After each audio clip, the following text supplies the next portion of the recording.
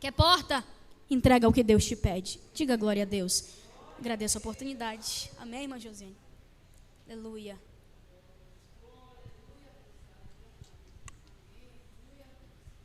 Glória a Deus. Boa noite. Irmão, me dá mais microfone, que a minha voz é baixa, por favor. Saudação de paz em Jesus para todos. A paz do Senhor Jesus. É um privilégio muito grande a gente estar sempre diante de uma plateia selecta, que é a plateia que vem para ouvir a palavra de Deus. Você não é apenas uma plateia como outra qualquer. Você é a igreja de Jesus na terra, aquela que tem sustentado, ainda que em detrimento de alguns governos, essa que ainda tem sustentado a paz entre os povos. Em detrimento a muitos governos, mas ainda é a igreja que tem sido o termômetro do mundo.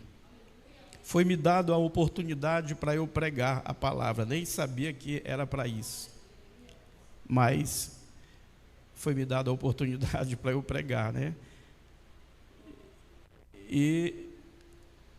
Mas se não for assim, eu posso retornar para o meu lugar e o pastor pode vir aqui pregar a palavra, sem problema, né? Mas eu queria, então, definir, né? Porque aí se eu vou pregar ou dar uma palavra apenas, né? Você vai pregar? Você vai pregar, então eu vou dar apenas uma palavra de 10 minutos, né? A igreja, ela é o termômetro do mundo. Vai chegar dias, como diz em Amós, capítulo 3, versículo 11, em que as pessoas vão querer beber água, mas não a água da fonte que jorra das entranhas da terra. Vão chegar dias difíceis em que as pessoas vão querer comer o pão, mas não aquele pão lá da oficina do trigo, não aquele pão lá da padaria do líder, mas o pão que é a palavra de Deus. Vão chegar esses dias e nós já estamos perto de que esses tais acontecimentos surjam e eclodam do nada para acontecer tudo em nossas vidas. Louvado seja Deus. E a igreja, ela é o termômetro. Israel é o relógio do mundo, mas a igreja, ela é o termômetro que tempera e que permeia, né, a temperatura da terra. E que temperatura é essa? A temperatura da harmonia, da unissonia, ou seja, se o mundo ainda pulsa de forma uníssona, graças a Deus, e depois a sua igreja. Mas pastor, apóstolo, como que a igreja tem esse papel? É porque você tem ausência do conhecimento das escrituras sagradas. Porque a Bíblia diz que quando a igreja de Jesus subir, logo se instalará de forma imediata um expediente de tormento, um expediente de perseguição, um expediente de enfermidades, um expediente de dificuldades agudas, um expediente de necessidades e até necessidades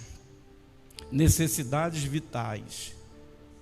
Vai ficar tudo regrado, vai ficar tudo controlado. Eu nem ia falar disso, né? Isso seria só a introdução daquilo que eu iria pregar.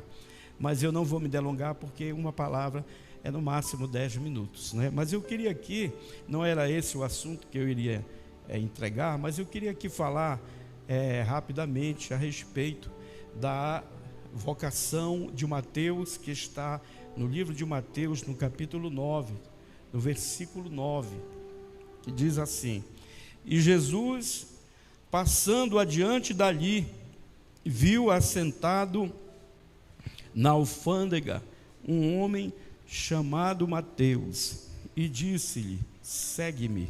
E ele, levantando-se, o seguiu. E aconteceu que, estando ele em casa, sentado à mesa, chegaram muitos publicanos e pecadores, e sentaram-se juntamente com Jesus e seus discípulos. E os fariseus, vendo isso, disseram aos seus discípulos: por que come o vosso mestre com os publicanos e pecadores? Jesus, porém, ouvindo, disse-lhes: não necessitam de médicos sãos, mas sim os doentes. Ide, porém, e aprendei o que significa misericórdia, quero, e não sacrifício, porque eu não vim para chamar os justos, mas os pecadores ao arrependimento. Glória a Jesus Cristo, louvado seja Deus. Primeira lição que nós podemos extrair daqui é o defeito que cada um dos discípulos tinham. Eu quero dizer para você de uma forma bem rápida: você nunca vai encontrar a igreja perfeita, você nunca vai encontrar pastor perfeito. Vai chegar uma hora que lá onde você congrega ou aqui, você vai ver alguma falha ou em mim, ou no meu filho, ou na minha filha, ou em qualquer um dos obreiros que aqui estão. Jesus, quando ele chama Mateus, nada mais, nada menos do que ele exerceu uma profissão que era uma profissão censurada, estigmatizada, rotulada pela sociedade como profissão de gente desonesta. Mateus, ele era um cobrador de impostos, ele trabalhava na alfândega, e naquele tempo, um cobrador de impostos, ele tinha poder para decidir qual era o valor que ele iria cobrar de determinado imposto a ser pago. Existia também algo a mais que eles faziam, porque o rei determinava. As leis eram regidas pela batuta, pelo cetro do rei. As leis, elas eram então obedecidas, mas eles, por serem pessoas gananciosas e desonestas, eles, por serem pessoas cheias de usura, por serem materialistas, e essa é uma das piores características que pode existir dentro de uma pessoa, como nós um dia fomos, eles se deixavam levar pela sua ganância e pecavam, explorando os mais pobres e até os mais ricos. Mas também eu olho que quando Jesus chama Mateus, ele chama também Pedro. E quem era Pedro? Pedro era um homem grosseiro, grotesco, sem cultura, sem qualquer tipo de esclarecimento de banco de escola, sem conhecimento de ciências e da sabedoria humana.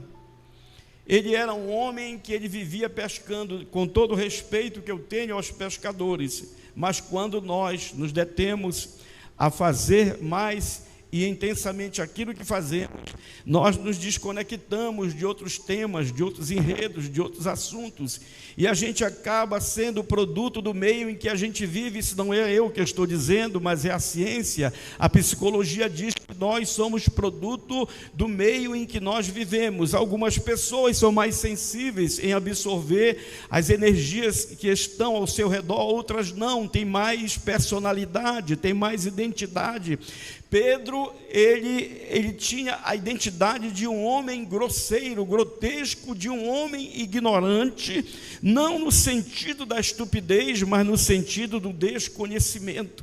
Mas ele foi escolhido por Deus e por Jesus, Podemos também olhar para quem? Para Judas Iscariote. Quem era aquele homem? Um homem ganancioso, um homem que arquitetou um plano maligno dentro do seu coração e se vendeu por dinheiro, por moedas. E se nós formos pegar aqui o defeito dos demais, nós vamos tomar todo esse tempo, e eu não sou o pregador da noite. Agora, o que me chama a atenção é que Jesus chama 12 discípulos que não eram santos, que não eram anjos, eram cheios de defeitos, eram pecadores, mas foi quem ele escolheu. E eu vim aqui dizer para você, eu vim lá do outro lado da cidade, só para dizer para você que, apesar de todos os defeitos e falhas que você tem, Deus escolheu você para uma grande obra. Aleluia. Eu tenho ouvido por aí falar, não está na Bíblia, mas eu acredito nisso, porque é algo coerente que diz pregadores aí dos grandes púlpitos das grandes igrejas, eles dizem assim: olha, Deus não capacita, Ele não escolhe pessoas capacitadas, mas Ele capacita as pessoas que Ele escolhe.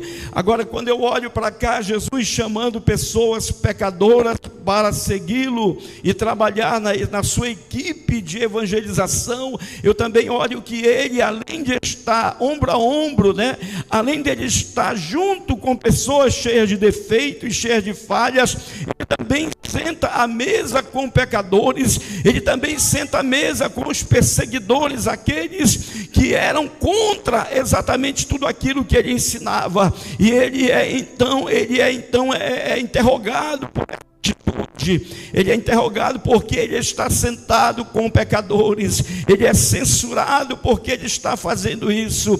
É algo que causou um certo escândalo naquele momento, mas aí quando Jesus, de forma sábia como sempre, Ele vem e diz assim: olha, eu não vim para aqueles que estão com as suas vidas redondinhas, eu não vim para aqueles que estão com a sua vida toda certinha, eu não vim para aqueles que não têm problema, que estão curtindo os prazeres da vida e gastando os seus dinheiros ao seu bel prazer. Não, eu vim para os pobres, eu vim para os pecadores, eu vim para os desvalidos, exclusos da sociedade, os segregados pelos apartheids da vida. Foi para esses que Jesus veio. E é por isso, meu irmão e minha irmã, que quando você vem numa igreja de crente, você encontra tudo aquilo que não prestava. Você encontra um ex-drogado, você encontra um ex-ladrão, você encontra um ex-assassino, você encontra uma ex-isso, um ex-aquilo. E outra vez alguém chegou para mim e me perguntou: meu apóstolo, por que é que na igreja de vocês só tem gente que não prestava no passado? E eu disse para ele: sabe por quê? Porque o Jesus que o evangelho prega, o Jesus que o crente apresenta para o mundo, é o Jesus que já desceu daquela cruz, está vivo e está em nosso meio, e aonde Ele está, há fartura de poder e de alegria, de transformação e de liberdade. É por isso que nas nossas igrejas evangélicas é cheio de estudo, porque, irmão, ovelha, ele procura onde tem grama para ele comer. Quem está com a sua vida tudo ok, irmão, está lá na igreja apostólica romana, a igreja que não faz ferida no inferno. Eu não vou nem pedir licença para falar isso. Eu não tenho que pedir licença para falar isso. Enquanto nos acusam de ladrão, eles lá estão casando homem com homem e mulher com mulher. Quem já viu isso? Padres celebrando o casamento de homem com homem. Quem já viu o Papa fazendo apologia à união estável? Eu não tenho nada a ver com a sua opção sexual. Eu tenho que te amar, mas odiar o que tu faz. E que Deus fale mais alto na tábua do teu coração. Vamos aplaudir Jesus, porque só Ele merece.